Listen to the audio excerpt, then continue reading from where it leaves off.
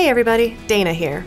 If you love apples, a kick of savory spice with your desserts, and fragrances, be careful with Strudel and Spice, because you might just get hooked. And one quick note, if you prefer a less spiced apple scent, then you may want to check out our hot apple pie fragrance. Strudel and Spice starts off with zesty notes of cinnamon and ginger, sprinkled over savory sweet middle notes of raisin, sugar, almond, and apple. This is all wrapped together in a flaky base of pie crust mixed with nutmeg, clove, vanilla, butter, and allspice. Our brandied pear fragrance makes an outstanding pairing with Strudel and Spice, adding another element of ripe fruit with a touch of brightness. If you're looking for a more sweet and creamy option, then check out Black Raspberry Vanilla.